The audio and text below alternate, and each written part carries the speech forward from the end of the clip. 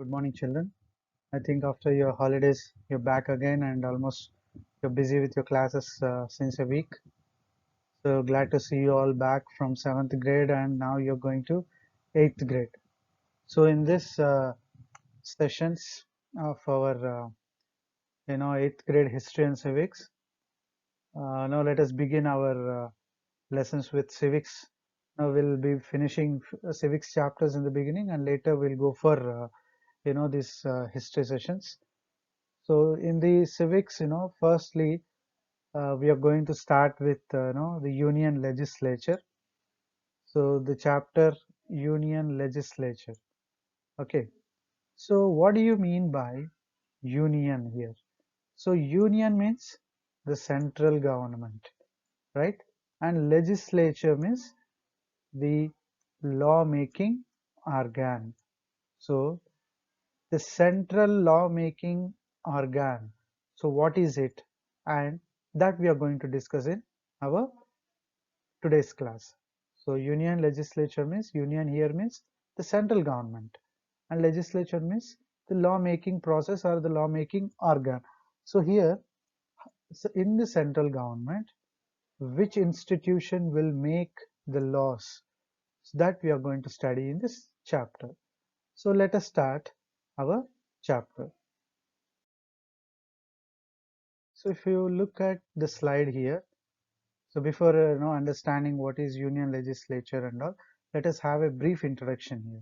So in the brief introduction, I'll be saying about now about the constitution. This is all now you have studied in your previous classes, but again I'll give a basic introduction to this. So India is a union of states.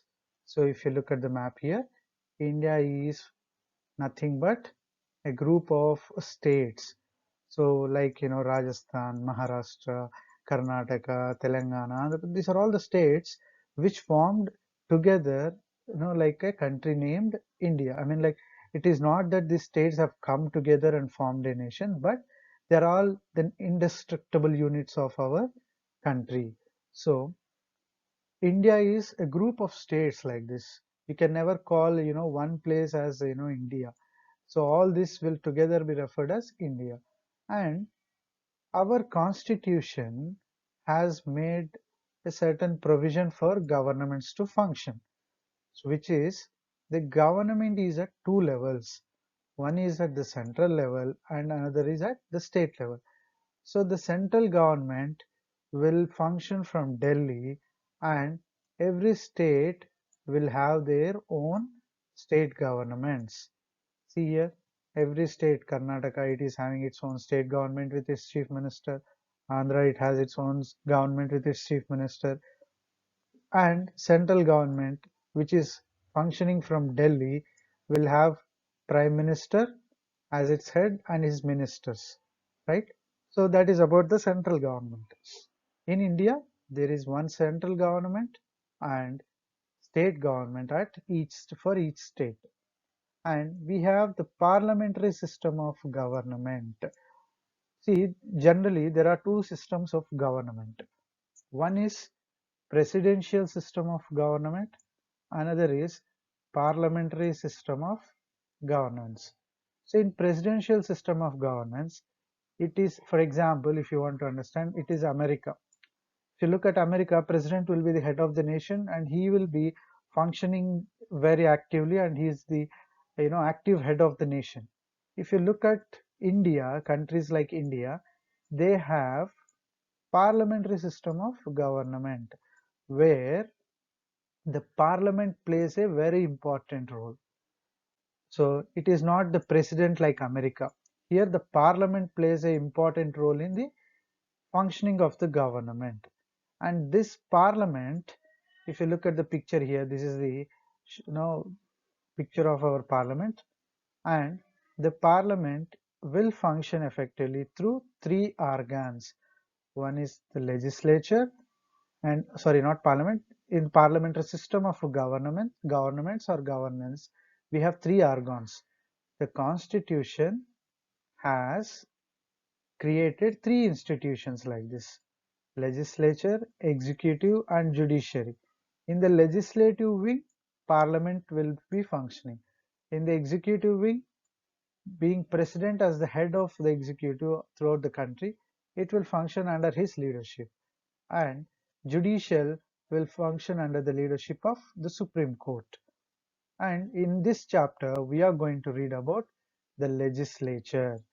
So, it is the branch of the government that makes laws. So, why do we require laws?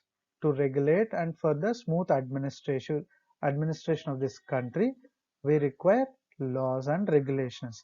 So these laws are made by the parliament and or the union legislature. And this union legislature is comprised of president. There are three subset of things with the union legislature. The constitution has given three wings to function to make the governments function easily. Among that, the first organ is legislature.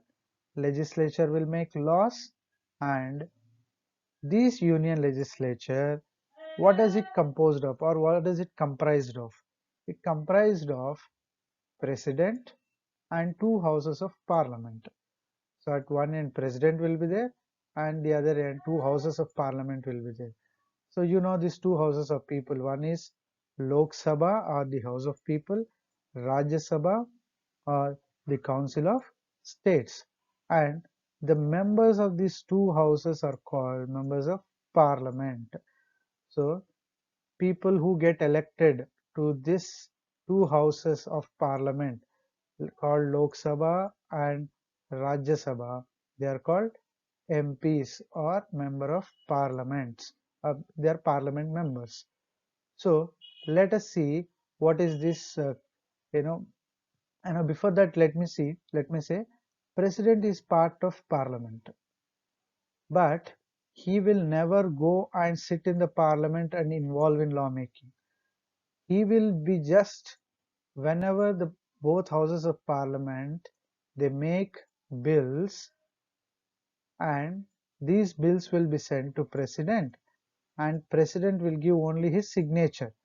In that way, he is part of Parliament. Not that he'll go daily to Parliament and sit in the Parliament and involve in lawmaking process. Only he'll give signature to the bills sent by the Parliament. He is referred as part of, President is referred as part of Union Legislature. So let us see what is the other introductory part of the chapter. So just the previous thing I'm just trying to explain in the form of pictures. Say this is we said that Parliament of India or Union Legislature, right? So Union Legislature comprised of generally the President of India, the Lok Sabha and Rajya Sabha. So this is the Rashtrapati Bhavan where the President will function from, and this is the Parliament building inside which we have Rajya Sabha and Lok Sabha. So inside this building, okay, this big building which we have these two houses called Rajya Sabha and Lok Sabha. Lok Sabha is called People's House and Rajya Sabha is called Elders House. That we will see in the later part of the classes. And here is the president who functions from Rashtrapati Bhavan. I know I told you how he is part of Parliament. He will never go and sit with Parliament. Okay, but what he'll do is from these two houses they will make bills, and what they'll do, they will send to the president, and president will give his signature. So what he'll do, he will sign and he will again send it back to both houses, then it becomes a law. So thus president is part of union legislature. So in this slide, as part of union legislature, let us start discussion on the first house of the parliament. We said that the parliament is with president, right, Lok Sabha and Rajya Sabha. So these all together will make union legislature. In this union legislature, we are going to discuss about first the parliament. So in this parliament, the first or the important house is Lok Sabha. Lok Sabha is also called lower house and it is more powerful than the upper house or Rajya Sabha. See here, lower house, upper house, it means that they are not superior or inferior to each other. As Rajya Sabha will have eldermost members who will, experts are skillful in different set of areas. This house is referred as upper house. Just because they are having eldermost people are getting elected to that house, it is referred as upper house. And now even youngsters can, youngsters will be entering to Lok Sabha, and they'll be directly elected by people. So based on that, no, upper house and lower house differentiation is there. But don't go into that now. Generally, Lok Sabha is more powerful than upper house. So remember this one point. Why Lok Sabha is more powerful than Rajya Sabha? There are two reasons. One is Lok Sabha will have directly elected representatives. So in Lok Sabha, the members are the members are referred as MPs, right? They're called as MPs, Lok Sabha MPs or member of parliament. To which house of parliament they are members? Lok Sabha members. So they are directly elected by people. People will vote these members or these candidates and they will send them to Lok Sabha. And whereas in Rajya Sabha, we don't vote for our Rajya Sabha members. The MLAs and MPs, generally the MLAs of every state, they will elect the Rajya Sabha members. Here, as people are directly involved in the election of the members of Lok Sabha, it is more powerful. So people are sending their direct representatives to Lok Sabha. Hence, this house is more powerful. So in making about all the kind of what do you say, like laws and bills, Lok Sabha will be involved more. And the Lok Sabha is composed of representatives of people. So what do you mean by representatives of people? Just now I said that people will directly vote and they will elect the members to Lok Sabha. And how many members are there? The maximum permissible numerical strength is 552. So in Lok Sabha, how many members can be present? To a maximum of 552 can be accommodated. And the members of Lok Sabha are directly elected by people. This is very important. So they are directly elected by the people of India. Hence, they have more power in making laws and they have more powers compared to Rajya Sabha. Of these 552, 530 members are directly elected from the states. So we have studied, right? If you look at the map of India, different states are there. And from all the states, out of 552, or how many can be sent? 530 can be sent from all the states. So, and what about the remaining members you may get? So in 552, what about the other 22 members? You may get doubt, right?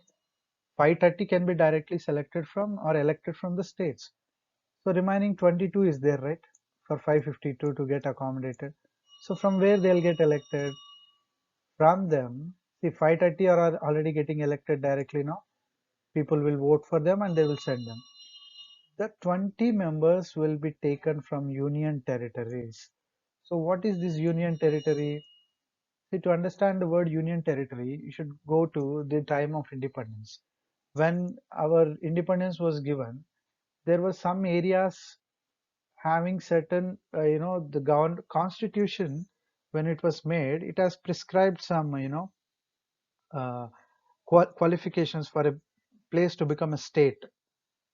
And certain areas, they are not as big as a state, and hence those places, and like islands and all, they were made part of India through union territories. They cannot have their own state government because they are not as big as a state, and hence the central government has directly taken control of these places, and the central government only will rule these places, and hence these are called union territories. and all, like, Andaman, Nicobar, Lakshadweep, they're all union territories. And these union territories, from these union territories, 20 members will be sent to Lok Sabha. 530 from all the states, like Andhra Pradesh, Telangana, and all states, and 20 members from Union of States, and 2 members from Anglo-Indian community. Who are these Anglo-Indians? They are the people who are having the origins of British and have settled in India even after independence. And Anglo-Indians. So they're having, suppose, like, father is a Britisher and mother is an Indian, and they made a family, and they have settled in India and all. Those Anglo-Indians, as a mark of respect, we have been giving these Anglo-Indians some, importance in our legislative bodies. If they are elected through direct election in this 530, if they are present, no need to be sent again. But if they are not having their representation, the President of India will nominate these Anglo-Indians to Lok Sabha, and thus it will be total 552. But as of now, we have 545 members. Maximum we can go to 552, but we have as of now 545 members in our Lok Sabha. And you can see this is the Lok Sabha picture inside the Parliament building. This is how Lok Sabha will look. Here, these are all the seatings of the members of Lok Sabha, and here the chairman will, I mean, the speaker will sit, and he will start doing the, affairs or the functions of this house. So this is a picture of that. So just now we have seen, like what is Lok Sabha, and how many members can be present in Lok Sabha and all such information. Now let us see the term of a Lok Sabha member. How many, you know, uh, years can this Lok Sabha member stay in that Lok Sabha and start doing his functions? The members of Lok Sabha are elected for a term of 5 years. So how many years they can function? They can function for a period of 5 years. And however, the president may dissolve the Lok Sabha before the completion of its normal term of 5 years if the party in power loses majority support. See, this statement, I'll describe it in a elaborate way.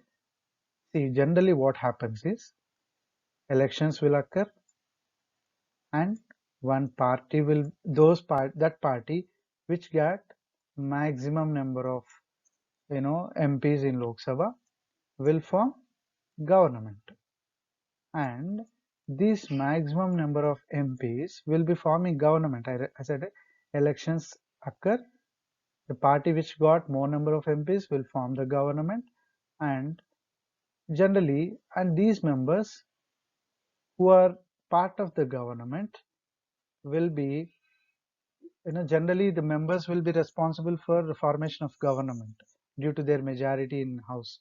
Now, these members are having generally a term of 5 years. Some situations will occur where if the government loses its majority in the house, that means if maximum number of people who got elected from one party, if they don't support the government, then what president can do? He can dissolve, or he can be, what do you call, same thing, no, he can dissolve the Lok Sabha because the government is not having majority. He will dissolve the Lok Sabha, and that time they may not enjoy the 5 year term. So because very earlier only the government lost its majority, before completion of 5 years only the government has lost its majority, and once it loses its majority, then it cannot, constitutionally the government is not valid. Only if it has sufficient number of MPs, then it is valid. But if they don't have sufficient number of MPs, suppose in between some, due to some political reasons, if that MPs withdraw support to government, then government will collapse, and even president will dissolve the house, so that they may not enjoy the term of 5 years. And this is one situation where the the complete 5 years term may not be enjoyed by a member. What is the first situation? The situation is When the government loses majority, they may not enjoy the complete 5-year term. Well in advance, they may lose them. I mean, they may have to, you know, they may have to withdraw their term functioning. And in case of emergency, you take emergency. What is emergency? According to Constitution, there are certain emergencies provided, like, in certain emergency situations, like if some other country tries to attack our country, or if our country is in a war. There are three kinds of emergencies which you'll study in your later classes, like, national emergency, financial emergency. So, and president rule in a state, all such things come as emergencies. Let's not go into all such things.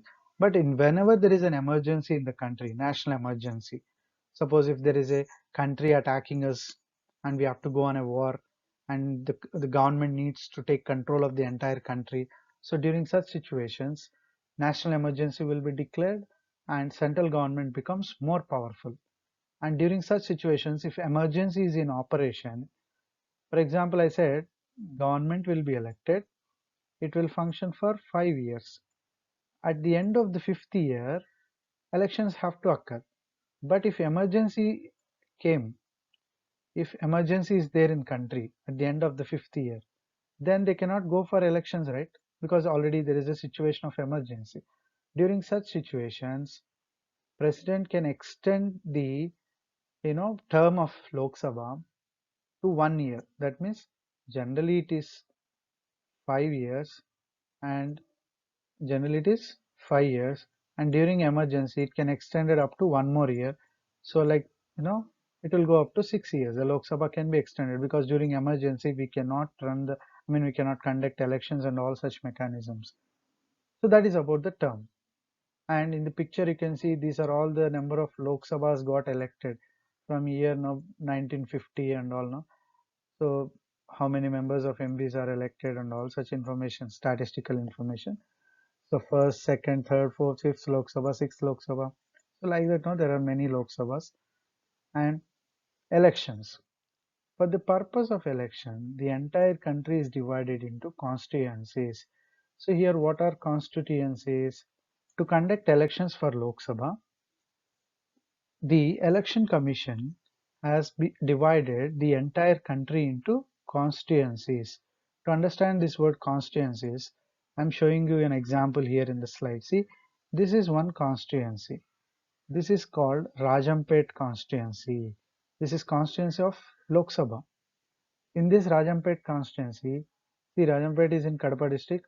We have Madanpalli, Pileru, Kodur, Raichoti, Rajampet, Tamballapalli, Punganur. See, these are all areas which are clubbed to form one constituency, Lok Sabha constituency. So we come under Rajampet parliamentary constituency, and for all these areas we elect one Lok Sabha MP. So this is meant by a constituency. Like this, we have many constituencies in our country. Okay, we call our Rajampet constituency. We have Tirupati as constituency. Chittoor, we have one parliament constituency. So there are many such constituencies in our state. And elections to these constituencies are normally held every 5 years, because after 5 years the term will finish. So every 5 years these elections will be conducted to elect the Lok Sabha MPs. And voting is conducted by secret ballot. So secret ballot means, if you look at the picture here, every citizen who got the right to vote can go and cast his vote in a private way. So no need for others to know to which party he is voting. It is his privacy. So hence it is no secret ballot system. So we adopted secret ballot system in our country so that it will be a very fair election. And all Indian citizens who are above 18 years have the right to vote, and they can elect the representatives of their choice. So through secret ballot system, we vote our representatives, and who will have that power to vote? Citizens who are above 18 years. They can claim for their voter ID card, and they can register or enroll their name in a voter list, and they can go and vote for the candidate which they like in the election. So if you start now learning this, we have started about the term and elections, how these members are being elected to Lok Sabha. Now let us see the qualification of members of Lok Sabha. Anybody who wants to become a Lok Sabha member, they need some qualifications. So what are those qualifications? To become a Lok Sabha member, he must be a citizen of India. So foreign nationals are not allowed to contest in Lok Sabha elections. He must at least have 25 years of age, and he should not hold any office of profit under government of India. So what do you mean by office of profit here?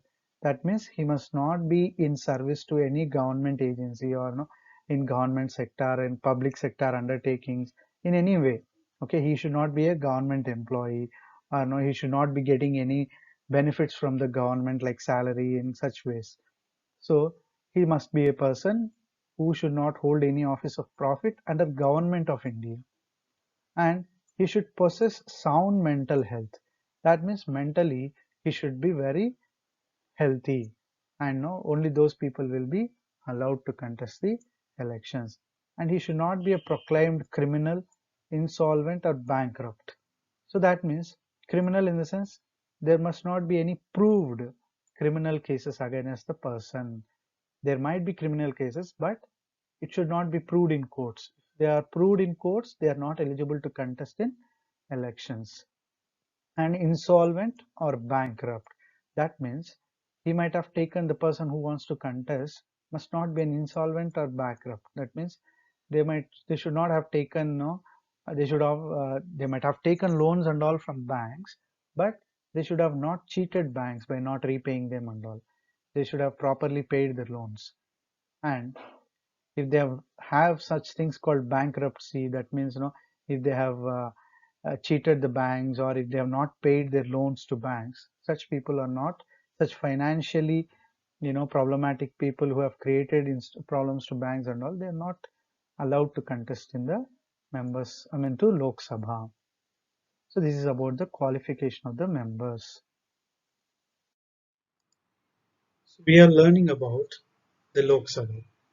So just now we have finished now, like how the members are getting elected, what are the qualifications and other such details. Let us understand who will run this house, or who is the presiding officer of the house. See, what do you mean by presiding officer? So here, presiding officer is nothing but he will be generally the head of the house, and he initiates all the functioning of the house. So to run the house, the details, the rules and regulations, everything will be monitored by a person, and he designs the programs of the house. So involving all the parties in that house. So presiding officer is a person who conducts the affairs of the house, who conducts the business of the house. So that means what the house has to do, what the members have to do, and what kind of functions they have to adapt in the house, and how they should behave. So everything is decided by this presiding officer. And generally, if you look at the picture here, the person sitting in this seat, he is referred as presiding officer. He is generally referred as the speaker of the house. You can see this, this is a house where all the members elected are sitting here, and the speaker or the presiding officer sits in this chair, and he will be presiding the house affairs. All the business of the house is under his control. And here, Om Birla, he is the present Lok Sabha speaker or Lok Sabha presiding officer. You can see him in the picture here. And let's come back to our topic. How he is elected. After every election, the members of Lok Sabha will elect from among themselves a speaker and a deputy speaker. So we have said that every 5 years we have general elections, right? So after the general elections, then the house will meet, the government will form, and before that, what happens is speaker of the house will be elected, or the presiding officer of the house shall be elected.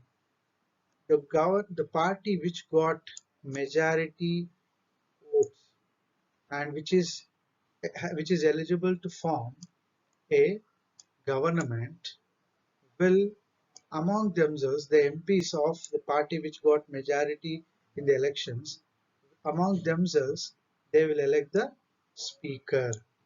Generally, the senior most member or who is having good, knowledge about the conduct of the house and know how to conduct and manage the affairs of the house. Generally, they'll among themselves they'll elect and they will send them as speaker. Generally, voting also will occur, but as a practice of tradition, as a traditional practice, generally the member who got the member from the winning party will be elected without any like election and all. He'll be directly sent to the post of speaker.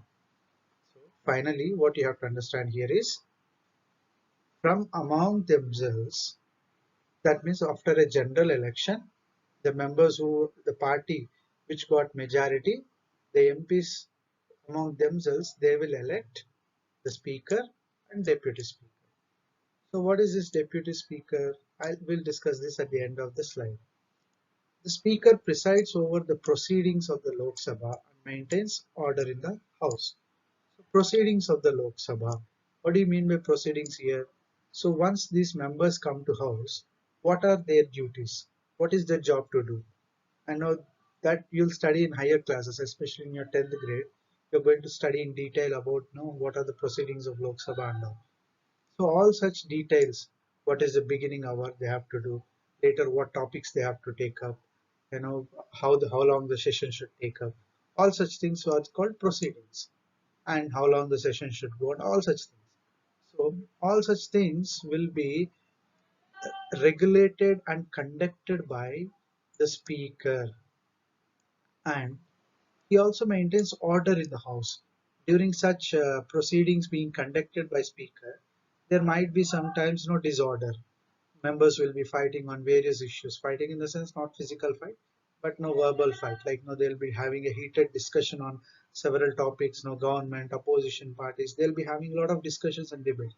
During such discussions and debates, it is the duty of the speaker to maintain the order so that they will take up discussions properly and there is a healthy debate that can be possible in the house, and speaker will do that job of making them to orderly discuss the issues in the house. Though the speaker is a member of ruling party, he acts in an impartial way. See, once he got elected from ruling party and he becomes a speaker here, he is he should be an impartial man. That means he should not show favoritism to party which he got elected, or he should not have any discrimination towards the opposition parties. He must treat all the parties, all the members in the house equally. Even though he got elected from the ruling party, once he becomes a speaker, he must act in a impartial way. And generally, he does not participate, does not exercise his vote in the discussions of the house. He is generally a member. He will be looking after the proceedings of the house, and he will not also vote generally.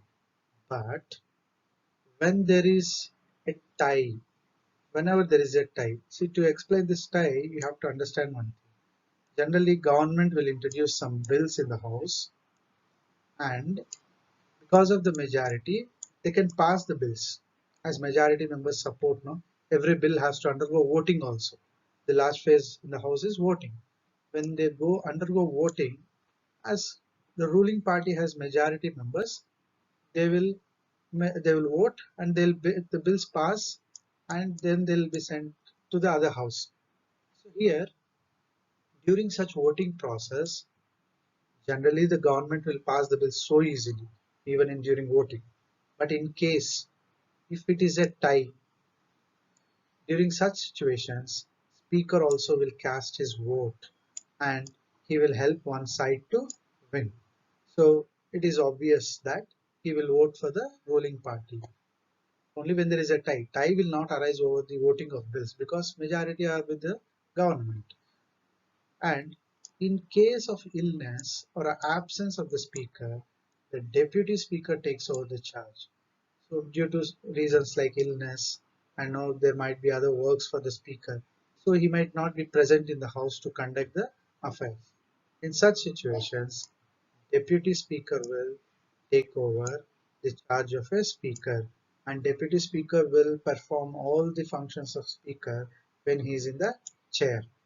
So members have to show same kind of respect and same kind of they have to follow the guidelines of the speaker in the house.